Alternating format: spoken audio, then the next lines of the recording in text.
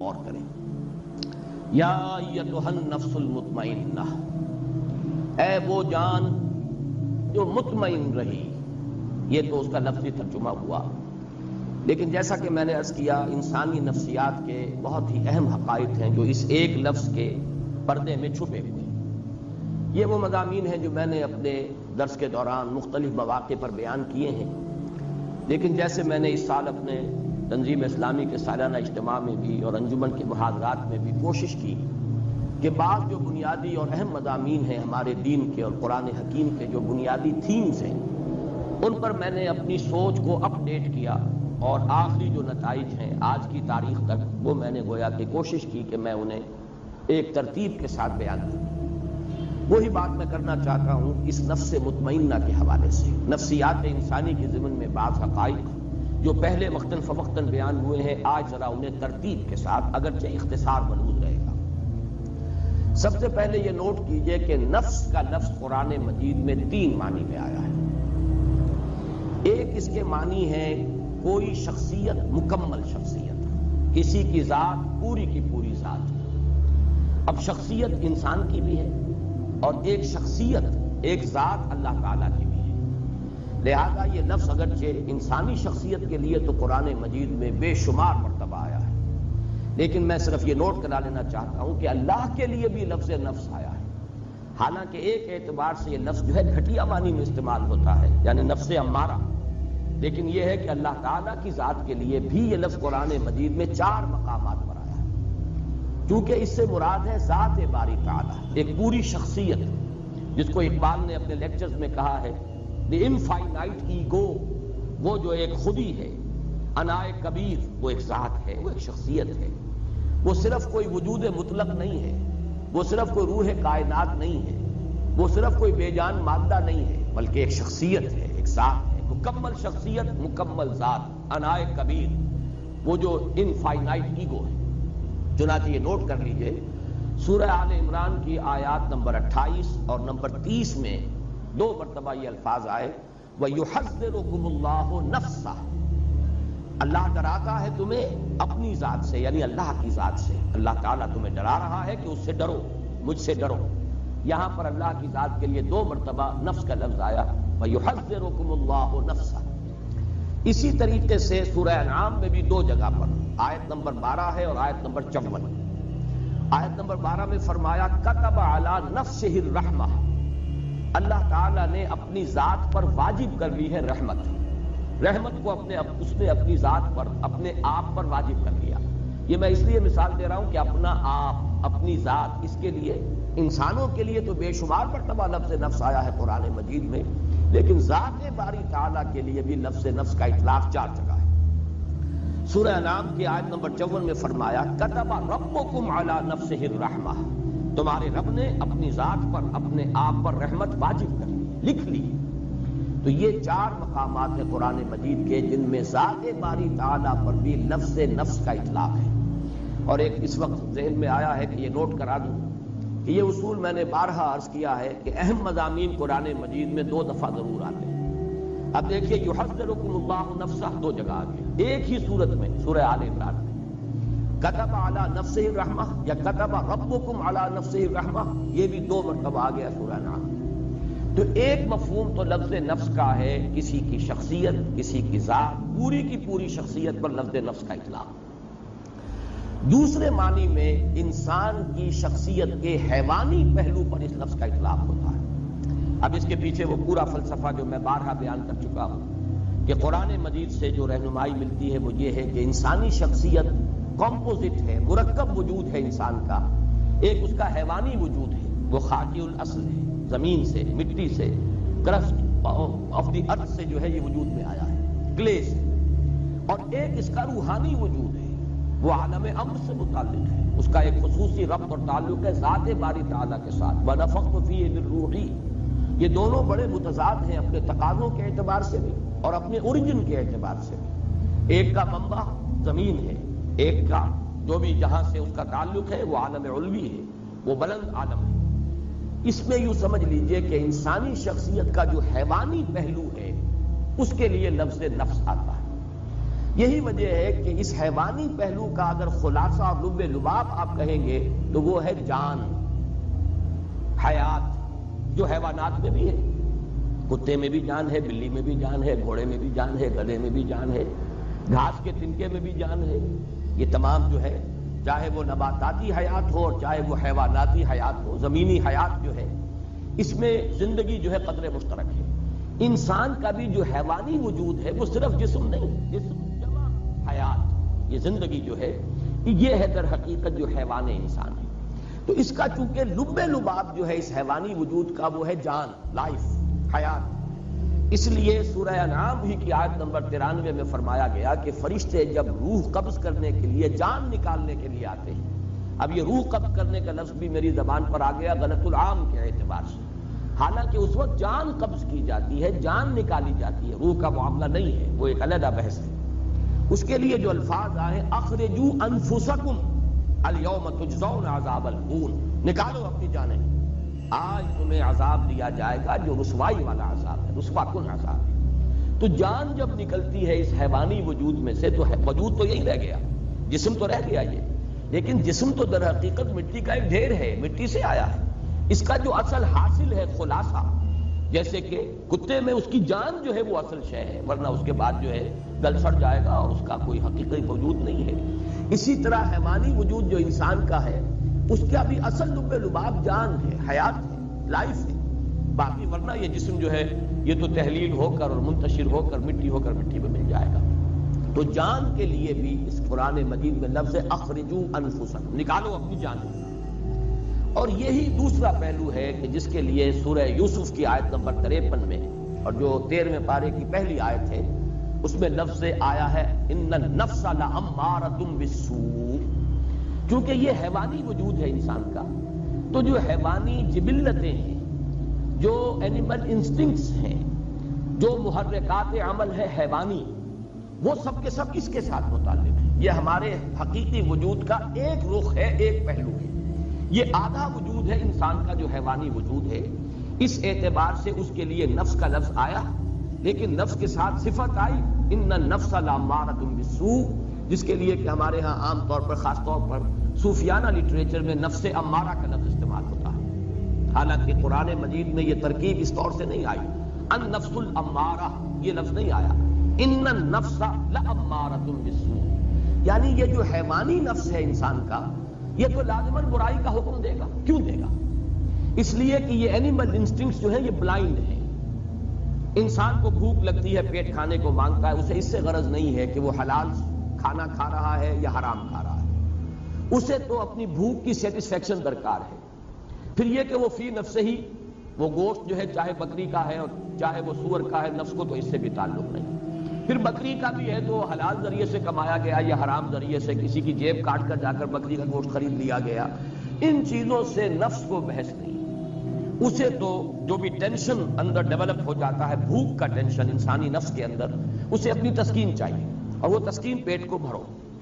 اسی طرح شہوت ہے، جنسی جذبہ ہے، وہ تو اپنی تسکین چاہتا ہے، گریٹیفیکیشن چاہتا ہے، اسے اس سے غرض نہیں حرام راستے سے ہو، حلال راستے سے ہو، برائی سے ہو، بھلائی سے ہو، جائز سے ہو، ناجائز سے، اسے اس کی کوئی غرض نہیں۔ تو یہ جو انسان کے جو حیوانی جبلتیں ہیں، حیوانی انسٹنکٹس ہیں، یہ جو اس کے محرکات عمل ہے حیوانی، یہ رجحانات و میلانات جو حیوانی ہیں، یہ چونکہ اندھے ہیں، انہیں خیر اور شر اور انہیں حلال و حرام اور جائز و ناجائز سے بحث نہیں ہے، لہذا ان کے لیے فرمایا گیا یہ تو برائی کا حکم دیں گے۔ پھر ان کے اندر بعض وہ جبلتیں بھی ہیں، جیسے کہ ایڈلر نے جس کو کہ آئیڈینٹیفائی کیا، دی ارج ٹو ڈومینیٹ، انسان چاہتا ہے کہ غلبہ حاصل کرے، دوسروں پر تفوق، حب تفوق۔ اب اس میں بھی انسان اندھا ہو جاتا ہے، جائز راستے سے ہو، ناجائز سے ہو، لوگوں کے حقوق تلف کر کے ہو، لوگوں پر اپنا جو ہے قہاری اور اپنے جبر کو مسلط کرنے سے ہو، لیکن چاہتا ہے انسان کہ اسے تفوق اور فوقیت حاصل ہو جائے۔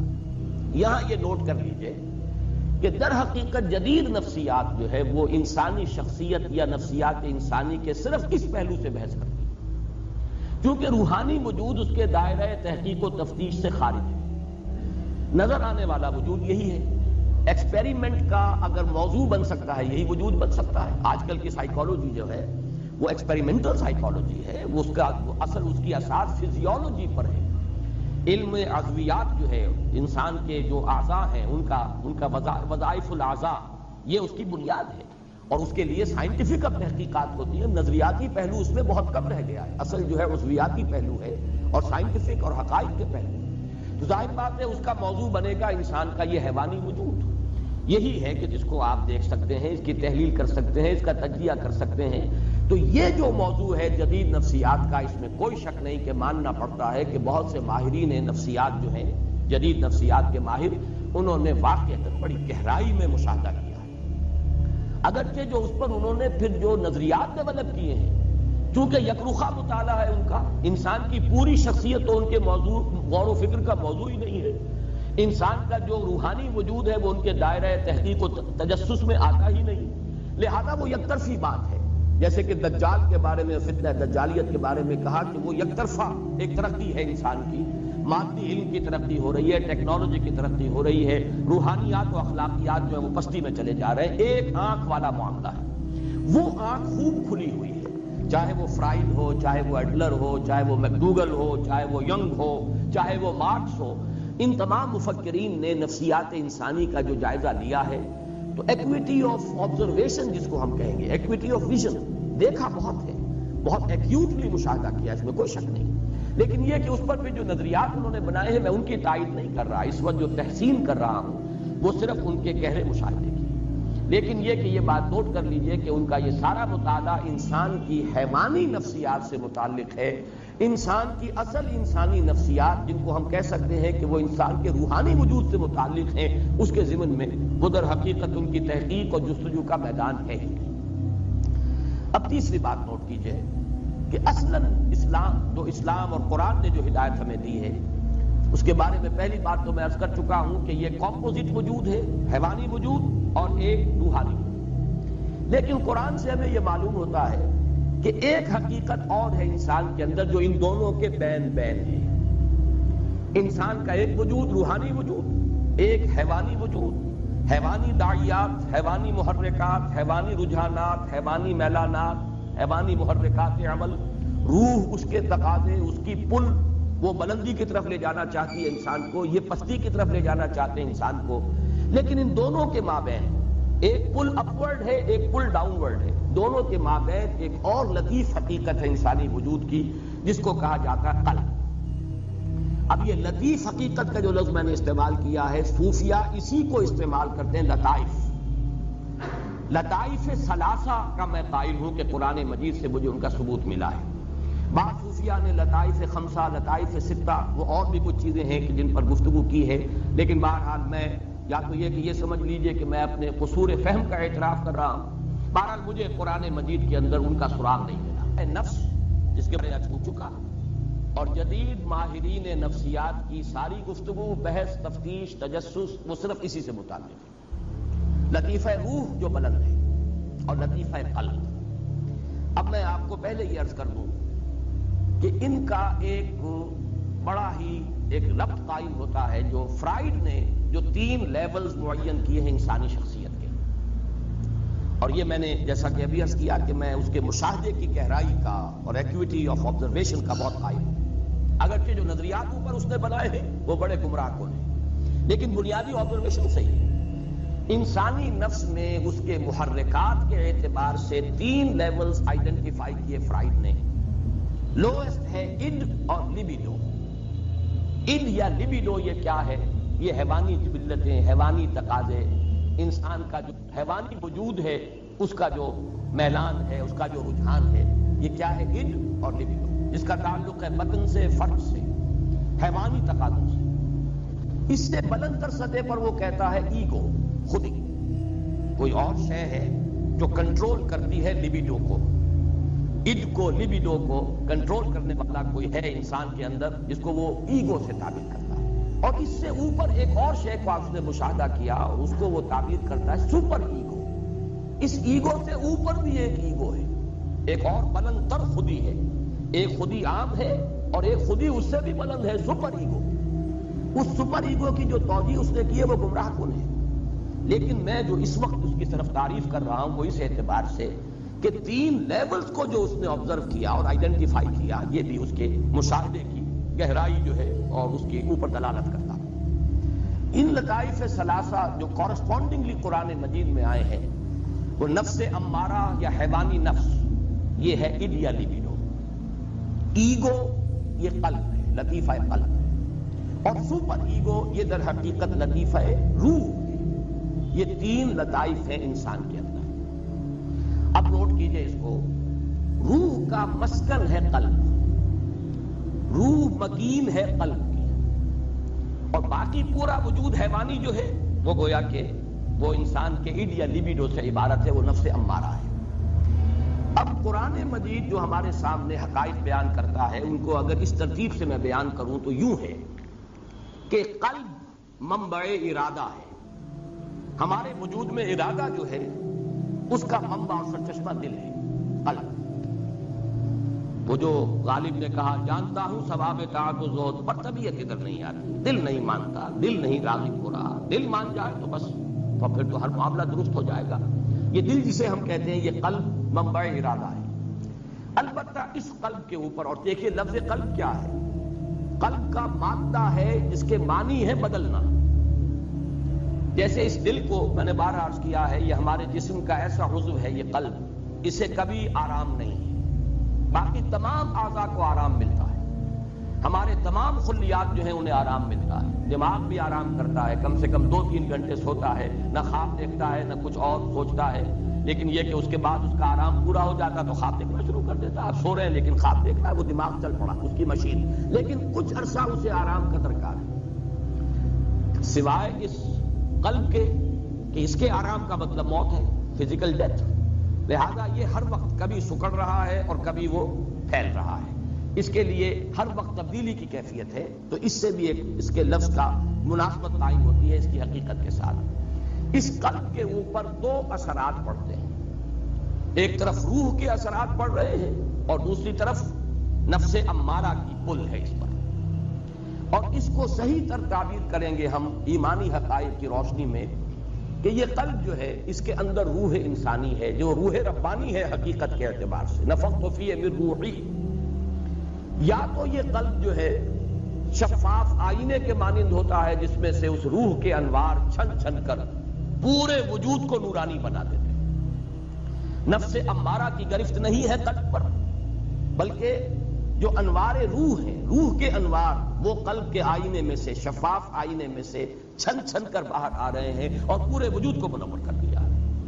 یا یہ ہے کہ id یا لیبیڈو، نفس امارہ کا اتنا تسلط ہو گیا ہے قلب پر، اس کی شہوت، اس کی خواہشات، اس کی دنیاوی جو تمنائیں اور آرزویں ہیں، طول عمل ہے، اس سب نے اس قلب کو سیاہ کر دیا، یا جیسے حدیث میں آتا ہے قلب کو بند کر دیا۔ حضور نے باقاعدہ مٹھی بند کی۔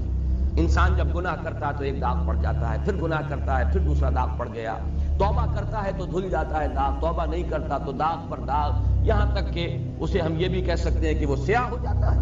اگر سیاہ ہو گیا ہے تو اب روح جو ہے اندر دفن ہو گئی، اس کا نور اب نکل کر وجود انسانی میں سرایت نہیں کر سکتا۔ اب یہ ظلمت ہی ظلمت ہے، تاریکی ہی تاریکی ہے، وجود حیوانی جو ہے اس کے اندر اب کوئی نورانیت باقی نہیں رہے گا۔ یہ ہے وہ کیفیت جس کو حضور نے فرمایا پھر دل بند ہو جاتا ہے، اور اسی کو قرآن کہتا ہے ختم اللہ علی قلوبہم وعلی سمعہم۔ جب کسی تھیلی کو بند کر دیتے تو اوپر مہر لگا دیتے، اب کوئی شے اس میں نہ نکلے گی نہ اس کے اندر داخل ہوگی۔ تو دل میں سے نہیں نکل سکتے انوار روح کے، اور دل میں داخل نہیں ہو سکتی کوئی نصیحت، کوئی موعظت، اس لیے کہ مہر لگ چکی ہے۔ یہ کیفیت کیا ہے؟ یہ وہ کیفیت ہے کہ قلب انسانی پر فیصلہ کن غلبہ ہو گیا ہے۔ جو حیوانی میلانات ہیں، ظلمات نفس ہیں، انہوں نے ایسا تسلط کر لیا ہے کہ یا تو یوں کہیے کہ اس پر کوٹنگ آ گئی ہے، سختی آ گئی ہے دل کے اوپر، یا وہ دل کا جو باہر کا حصہ ہے وہ اتنا سیاہ ہو گیا ہے، اتنا بند ہو گیا ہے دل کہ اب اندر جو روح ہے وہ دفن ہو کر رہ گئی۔ اس کو نوٹ کر لیجئے، لفظ دفن میں خاص طور پر استعمال کر رہا ہوں اس لیے کہ ذرا آگے ہم چلیں گے۔ قد افلح من زکاہا وقد خاب من دساہا۔ دسا یا دسو کے معنی ہے کسی شے کو دفن کر دینا، یہ لفظ آگے آ جائے گا، تیسری ہی صورت ہے، بلکہ اگلے ہفتے انشاءاللہ ہفتے کو ہم یہ سورۃ الشمس پڑھیں گے۔ اور یا پھر دوسری شکل ہے جو میں نے عرض کیا کہ اگر آئینہ قلب صاف اور شفاف ہے تو روح کے انوار اس میں سے نکل رہے ہیں اور اس نے پورے وجود حیوانی کو منور کر دیا ہے۔ یہ ہے دو ایکسٹریم کنڈیشنز۔ اس دوسری کنڈیشن کی ایکسٹریم صورت جو ہے وہ ہے شخصیت محمدی صلی اللہ علیہ وسلم۔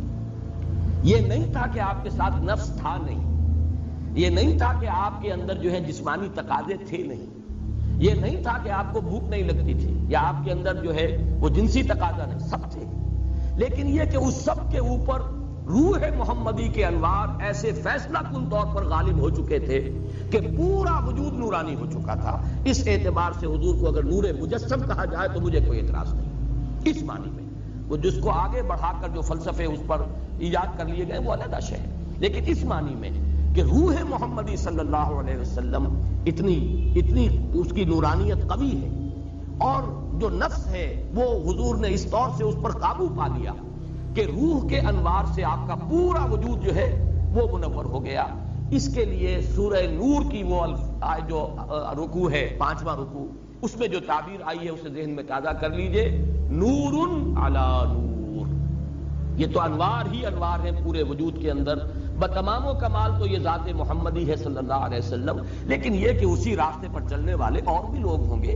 نور کی انٹینسٹی تو وہ نہیں ہوگی جو نور محمدی کی ہے صلی اللہ علیہ وسلم، لیکن یہ کہ پورے وجود انسانی کا نورانی ہو جانا کم تر انٹینسٹی کے ساتھ، یہ بالکل معقول بات ہے، سمجھ میں آنے والی بات ہے۔ اور دوسری جو ایکسٹریم کیفیت ہے اس کے لیے ظلمات بعضها فوق بعض، تاریکیوں پر تاریکیاں۔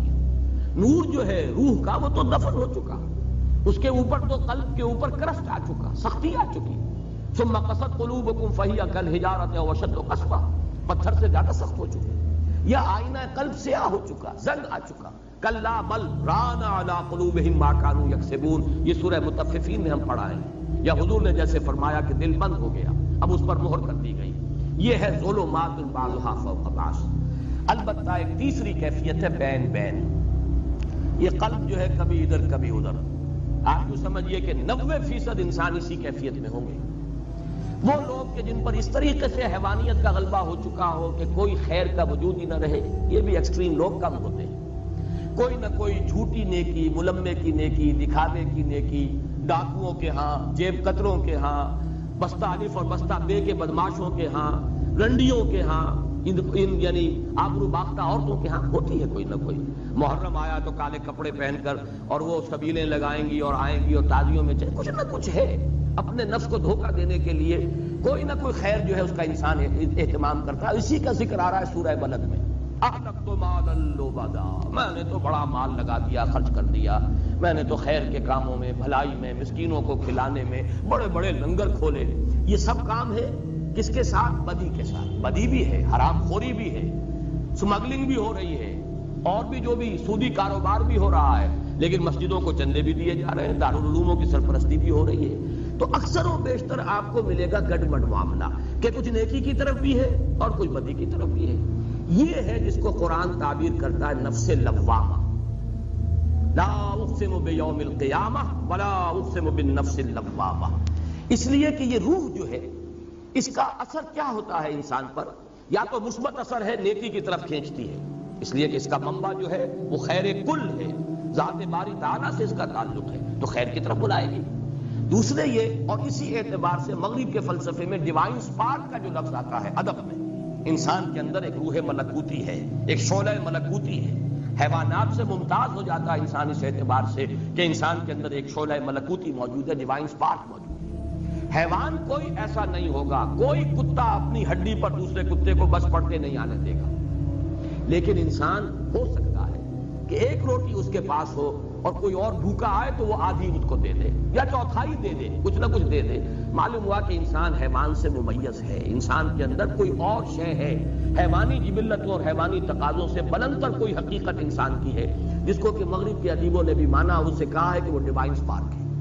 بہرحال نفس، یہ جو روح ہے انسان کے اندر، اس کا مثبت تقاضا کیا ہے؟ خیر کی طرف دعوت، اور منفی اس کا مظہر کیا ہے؟ جب انسان کسی برے کام کا ارتکاب کرتا ہے تو ملامت، اسی کو آپ کہتے ہیں کانشنس، اسی کو آپ کہتے ہیں ضمیر، اسی کو قرآن نے کہا ہے نفس لوامہ، لا اقسم بیوم القیامہ ولا اقسم بالنفس اللوامہ، یہ نفس لوامہ ہے۔ تو گویا کہ یہ جو ہماری صوفیانہ اصطلاحات ہیں، نفس امارہ سے مراد ہمارا حیوانی وجود جو بلائنڈ ہے، اسے خیر شر سے، حلال حرام سے، جائز ناجائز سے کوئی بحث نہیں۔ اگر یہ غالب آ گیا تو ظلمات بعضها فوق بعض، کوئی ملمے کی نیکی بھی نظر نہیں آئے گی، جھوٹ موٹ کی بھی کوئی روشنی نظر نہیں آئے گی۔ اور دوسرا کیا ہے، اگر انسان کچھ خیر کی طرف بھی چلتا ہے اپنی روح کے تقاضے کے تحت، اور اگر کوئی برا کام کرتا ہے، نفس کا غلبہ ہو گیا، شہوات کا غلبہ ہو گیا، خواہشات کا غلبہ ہو گیا، بری حرکت سرزد ہو گئی، تو پھر اندر سے وہ روح جو ہے ملامت کرتی ہے، وہ ضمیر جو ہے، مائی کانشنس از بائٹنگ می، میرا ضمیر مجھے ملامت کر رہا، یہ نفس لوامہ ہے۔ اس کو تعبیر کرتے ہیں یہ نفس کی اس سے ایک بہتر اور اعلیٰ تر شکل ہے۔ بلند ترین شکل جو ہے وہ نفس مطمئنہ، جبکہ انسان کی روح کو تمکن حاصل ہو جائے وجود انسانی پر۔ نفس ہے لیکن نفس اب انسان کو ڈکٹیٹ نہیں کر سکتا، غلط راستے پر نہیں لے جا سکتا، جس کو حضور نے تعبیر کیا ہے، کیونکہ اس کی کامل مثال میں عرض کر چکا ہوں، صرف ذات محمدی ہے صلی اللہ علیہ وسلم، کہ حضور نے جب فرمایا کہ ہر انسان کے ساتھ ایک شیطان ہوتا ہے، اور کسی نے بڑی ہمت کی جو پوچھ لیا کہ حضور کیا آپ کے ساتھ بھی شیطان ہے؟ آپ نے فرمایا ہاں ہے، لیکن میں نے اسے مسلمان کر لیا، یعنی وہ شیطان بھی ہے، وہ نفس بھی ہے، لیکن میں نے اسے مسلمان کر لیا، میرا اس کے اوپر کنٹرول ہے، میں قابو یافتہ ہوں، اور جب قابو یافتہ ہوں تو میری روح جو ہے، یہ ہے وہ کیفیت جس کو نفس یہاں اب میں چاہتا ہوں کہ اس کے ساتھ دوسرا لفظ ہے، مراد کیا ہے؟ یا ایھا النفس المطمئنہ۔ ابھی تک میں نے عرض کیا کہ نفس کا لفظ مکمل شخصیت کی توجیہ کے لیے بھی آتا ہے، تعبیر کے لیے، نفس ہمارے صرف حیوانی وجود کے تقاضے کے لیے بھی آتا ہے، جس کا خلاصہ اور لب لباب ہے ہماری جان، اور اسی معنی میں وہ نفس امارہ کا لفظ استعمال ہوتا ہے۔ پھر نفس بحیثیت کل جب آئے گا تو نفس مطمئنہ یہ پوری انسانی شخصیت کی وہ کیفیت کہ جس میں انسان کا لطیفہ روح جو ہے اس درجے غالب آ چکا ہے پورے وجود پر کہ وہ لطیفہ نفس جو ہے وہ ہوتے ہوئے بھی غیر مؤثر ہو گیا، اور تمکن حاصل ہو گیا اس کے پورے وجود پر، حکمرانی اور تسلط جو ہے وہ ہو گیا ہے اس کے روحانی وجود کا۔ اب مطمئنہ کسے کہتے ہیں؟ اطمئنان، یہ ہم اردو میں اس کو لکھتے ہیں تو اطمینان لکھتے ہیں یہ کے ساتھ، عربی میں اصل میں یہ لفظ ہے اطمئنان حمزہ کے ساتھ۔ هو الاستقرار والثبات، کسی چیز پر جم جانا، یہ ہے در حقیقت اطمینان کا اصل مطلب۔ اس اطمینان کے دو رخ ہیں، اور یہ میں اس مرتبہ اپنے حقیقت ایمان والی بحث میں ایمان کا امن سے تعلق اس میں تفصیل سے بیان کر چکا ہوں اس مرتبہ کے محاضرات میں۔ انسان کو دو قسم کے اطمینان درکار ہے، ایک ذہنی اطمینان، اور اس کو ہم ذہنی سکون سے بھی تعبیر کرتے ہیں، ایک قلبی اطمینان یا قلبی سکون، اسے اطمینان کہیں، سکون کہیں، امن کہیں، تینوں الفاظ یہاں ہم معنی ہو جائیں گے۔ ذہنی اطمینان، قلبی اطمینان، ذہنی سکون، قلبی سکون، ذہنی امن اور قلبی امن۔ ذہنی امن کیا ہے؟ اس کائنات کے جو اصل بنیادی حقائق ہیں ان پر انسان کا دل ٹھک جائے، اللہ ہے، ہست، اللہ ہے، مجھے یقیناً اس کے حضور میں جانا ہے، میں وہیں سے آیا ہوں، انا للہ و انا الیہ راجعون، میری اصل زندگی آخرت کی زندگی ہے، مرنے کے بعد جی اٹھنا ہے۔ یہ جب ہے ہو جاتا ہے، اب اس میں شکوک نہ رہے، شبہات نہ رہے، وہ بات نہ ہو کہ ان نظن الا ظنا وما نحن بمستيقنين، گمان سا تو ہوتا ہے لیکن یقین نہیں ہوتا، یہ نہیں، بلکہ جسے کہا گیا سورہ حجرات میں انما المؤمنون الذين آمنوا بالله ورسوله ثم لم يرتابوا، پھر شک ہرگز نہ کرے۔ یہ ہے ذہنی اطمینان، انسان کو معلوم ہے میں کہاں سے آیا ہوں، کہاں جا رہا ہوں، مبدأ و معاد، جس کے لیے میں نے وہ شعر سنایا بارہا کہ اگر یہ انسان کو معلوم نہیں تو اس کی مثال اس بے لنگر کے جہاز کی سی ہے۔ ایک ایسا مسافر جسے یہی معلوم نہیں میں چلا کہاں سے تھا، میرا گھر کہاں ہے اور جا کہاں رہا تھا، جس کی یادداشت کہیں، میموری جو ہے اس کی کہیں اثناء سفر میں اس کی زائل ہو گئی، اسے یاد ہی نہ رہا، اس کی کیفیت کیا ہے؟ نہ ہاتھ باغ پہ ہے نہ پا ہے رکاب میں، البتہ یہ کہ وہ رخش عمر جو ہے وہ چل رہی ہے، رو میں ہے رخش عمر، کہاں دیکھیے تھمے، کیا معلوم کہاں جا کے رک جائے گی، یا جس کی بہتر تعبیر یہ ہے کہ نہ ابتدا کی خبر ہے نہ انتہا معلوم رہا، یہ وہم کہ ہم ہیں تو یہ بھی کیا معلوم۔ یہ اسکیپٹسزم ہے، ایگنوسٹسزم ہے، لا ادریت ہے، ارتیابیت ہے، اس شکوک ہے، شبہات ہیں، کسی شے پر یقین نہیں۔ یہ ذہنی خلجان ہے انسان کا۔ اور قلبی اطمینان کیا ہے؟ قرآن مجید کی اصطلاح میں اس کا نام ہے زوال خوف و حزن۔ نہ خوف رہے نہ حزن رہے۔ کچھ نہیں ہوگا جب تک کہ اللہ کا اذن نہ ہو، وہ میرا مولا ہے، وہ مولانا، تو کس بات کا خوف؟ جو ہوگا خیر ہوگا، اس لیے کہ بیدک الخیر، اللہ کے ہاتھ میں خیر ہی خیر ہے، تو ڈر کس کا؟ اور جو کچھ ہوا اس کے کیے سے ہوا، اس کے فیصلے سے ہوا، اس میں یقیناً خیر ہے۔ راضی برضائے رب، اللہ کی رضا پر انسان راضی ہے۔ زوال خوف و حزن یہ ہے قلب کا اطمینان۔ تو نفس مطمئنہ اصل میں اسے کہا جائے گا، یہ در حقیقت معرفت اور ایمان ہی کی انٹینسٹی کا نام ہے۔ اسی کے لیے دوسری اصطلاح احسان ہے۔ احسان اس کا عملی پہلو ہے، اور اس کی داخلی کیفیت جو ہے وہ اطمینان والی، ذہن بھی مطمئن اور دل ٹھکا ہوا، دل بھی قائم۔ اس کے اندر خوف اور حزن کے کیفیتیں جو ہیں وہ سوائے جیسے کہ میں نے کل عرض کیا تھا ایک طبعی سا اثر، اگر کسی چیز نے کاٹا ہے، ایک دم ہاتھ جو ہے آپ کا ہل گیا، درد محسوس ہوا، ٹھیک ہے، یہ طبعی اثر ہے اس کا، لیکن نفسیاتی اثر نہیں کہ اس کی وجہ سے کوئی غم لاحق ہو جائے، کوئی انسان کے اوپر جو ہے مایوسی کی کیفیت طاری ہو جائے، کوئی زبان سے اللہ کے لیے شکوہ اور شکایت کے الفاظ نکل جائیں، نالا و شہوت، یہ نہیں، بلکہ یہ کہ اس کے اوپر ضبط ہے مکمل۔ یہ ہے در حقیقت زوال خوف و حزن۔ الا ان اولیاء اللہ لا خوف علیہم ولا هم یحزنون۔ تو اب یوں سمجھیے کہ لفظ احسان، لفظ مرتبہ ولایت، الا ان اولیاء اللہ لا خوف علیہم ولا هم یحزنون، یہ دونوں مساوی ہیں نفس مطمئنہ کی۔ جو کیفیت اس لفظ احسان میں ہے، جو کیفیت مرتبہ ولایت کی ہے، وہی نفس مطمئنہ ہے۔ البتہ اب آخری بات جو اس کے لیے میں عرض کرنا چاہتا ہوں وہ یہ ہے، اس صورت میں خاص تعلق کیا ہے اس نفس مطمئنہ کا؟ یا ایتھا النفس نفس المطمئنہ، اس کا تعلق اس صورت کے ساتھ کیا ہے وہ نوٹ کر لیجیے۔ اب میں نے عرض کیا تھا اس سورہ مبارکہ یعنی سورۃ الفجر کی بنیادی مرکزی اہم ترین آیات کیا ہیں؟ فَأَمَّا الْإِنسَانُ إِذَا مَا ابْتَلَاهُ رَبُّهُ فَأَكْرَمَهُ وَنَعَّمَهُ فَيَقُولُ رَبِّي أَكْرَمَنِ وَأَمَّا إِذَا مَا ابْتَلَاهُ فَقَدَرَ عَلَيْهِ رِزْقَهُ فَيَقُولُ رَبِّي أَهَانَنِ۔ اور میں نے کل لفظ ایک استعمال کیا تھا کہ پینڈولم ہے، جیسے اب تو وہ گھنٹے رہے نہیں، وہ جو کوئی بڑا گھنٹا جو ہے دیواروں پر ہوتا تھا اور اس کا پینڈولم کبھی دائیں بائیں مسلسل چل رہا ہے۔ یہ پینڈولم سمجھیے کہ انسان پر جو حالات وارد ہوتے ہیں اس دنیا میں، اگر خوشگوار حالات ہیں، کھانے کو فراوانی سے مل رہا ہے، آسائش ہے، آرام ہے، شہرت بھی اچھی ہے، دنیا میں عزت بھی ہے، اب خوش ہے انسان، دل کی کلی کھلی ہوئی ہے۔ ذرا تکلیف آ گئی، ذرا مصیبت آ گئی، تنگی آ گئی، کوئی اور کسی اعتبار سے نقصان ہو گیا، اب انسان پر گھٹن طاری ہو گئی اور اس کی ایک مایوسی کی سی کیفیت طاری ہو گئی، یا تو پھولے نہیں سما رہا یا مایوس ہو گیا۔ یہ ہے پینڈولم۔ جتنا جتنا اس پینڈولم کا سوئنگ زیادہ ہوگا اتنا ہی انسان معرفت سے محروم اور حقیقت سے محجوب ہے۔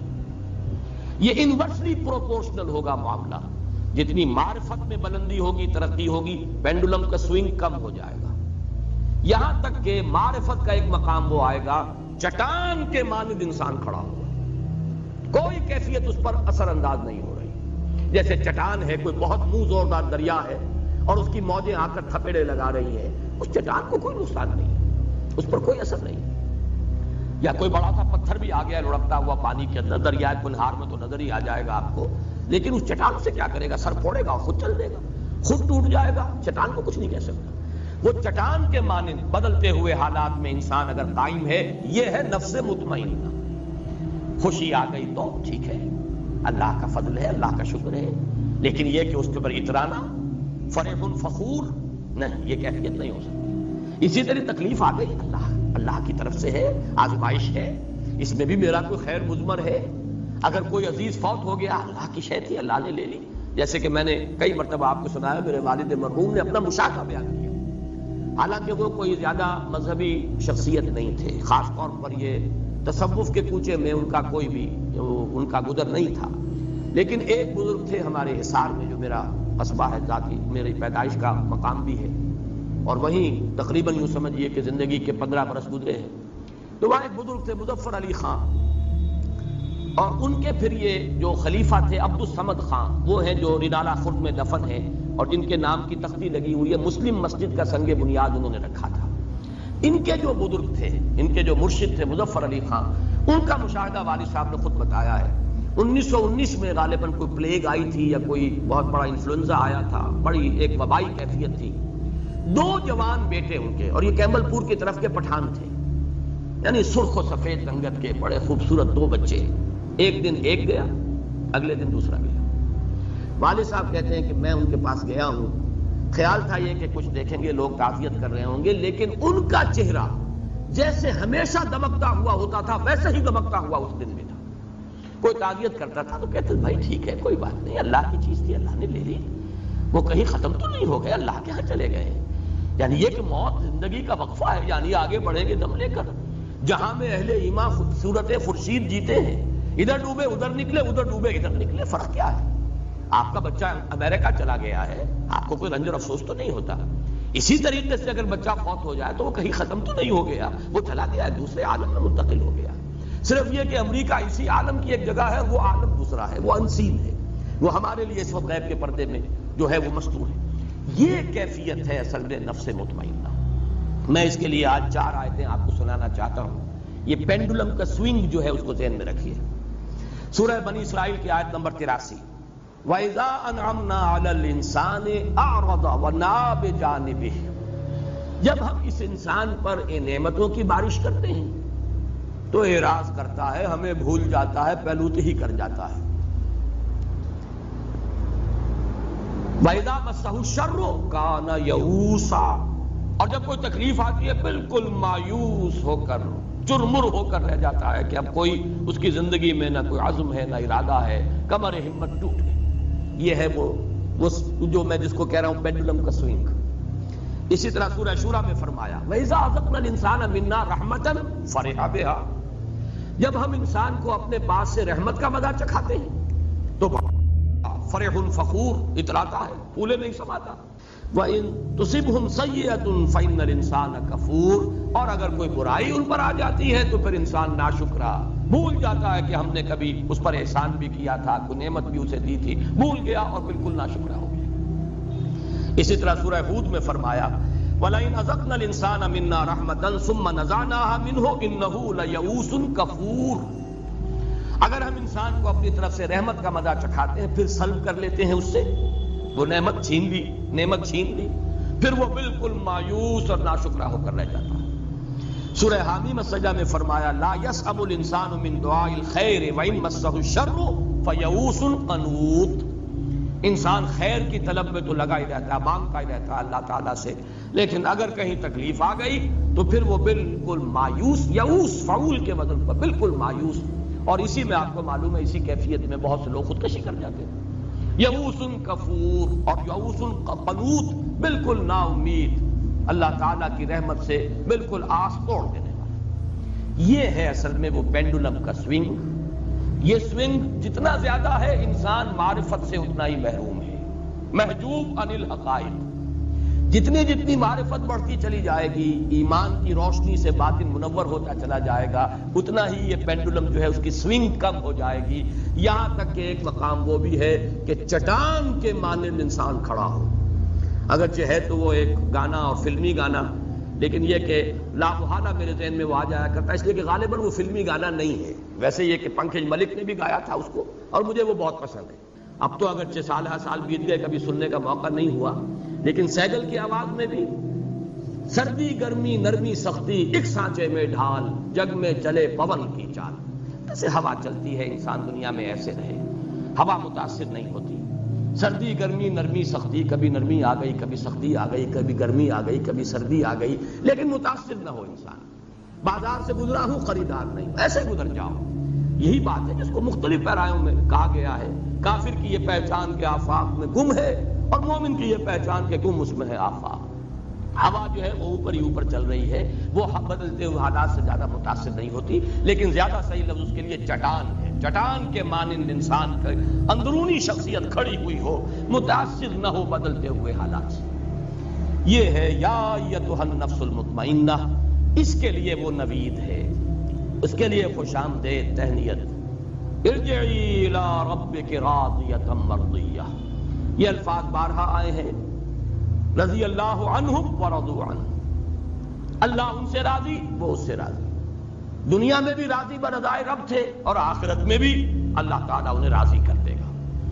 وَلَسَوْفَ يُعْطِيكَ رَبُّكَ فَتَرْضَىٰ وَلَسَوْفَ يَرْضَىٰ، سورۃ اللیل ختم ہوگی اس پر، وَلَسَوْفَ يَرْضَىٰ، اور سورۃ الضحیٰ میں آئے گا وَلَسَوْفَ يُعْطِيكَ رَبُّكَ فَتَرْضَىٰ، بندے سے اللہ راضی اور بندہ اپنے رب سے راضی۔ اس دنیا میں راضی برضائے رب، بروں کشید ز پیچا کے ہست و بود مرا، چہ اقتہا کے مقام رضا کشود مرا۔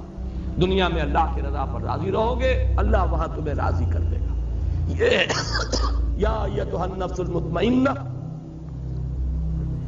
ارجعی الی ربک راضیۃ مرضیہ فادخلی فی عبادی، اب داخل ہو جا میرے خاص بندوں میں، میرے مقربین بارگاہ میں، ان کے زمرے میں، صدیقین کا جو مقام ہے، جیسے کہ فرمایا گیا جو اللہ اور اس کے رسول کی اطاعت کو اپنے اوپر لازم کر لے، فَأُولَٰئِكَ مَعَ الَّذِينَ أَنْعَمَ اللَّهُ عَلَيْهِم مِّنَ النَّبِيِّينَ وَالصِّدِّيقِينَ وَالشُّهَدَاءِ وَالصَّالِحِينَ وَحَسُنَ أُولَٰئِكَ رَفِيقًا، آؤ اب تم شامل ہو جاؤ میرے ان بندوں میں، میرے جو خاص مقربین بارگاہ ہیں، وَادْخُلِي جَنَّتِي، اور داخل ہو جاؤ میری جنت میں۔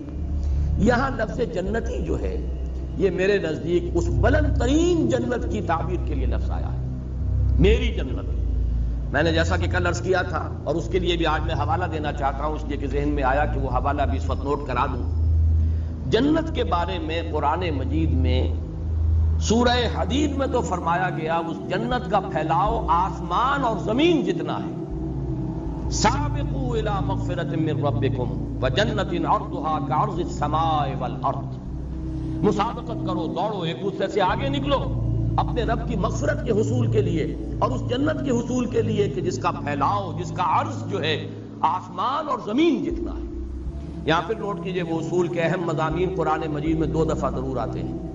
یہی آیت ہے صرف ایک لفظ 2 الفاظ کے فرق کے ساتھ، سارعوا، سابقوا کے بجائے سارعوا، مسارعت بھی یہی ہے، دوڑ میں ایک دوسرے سے آگے نکلنا۔ سارعوا الی مغفرۃ من ربکم وجنۃ عرضها السماوات والارض، آسمانوں اور زمین جتنا پھیلاؤ ہے جنت کا۔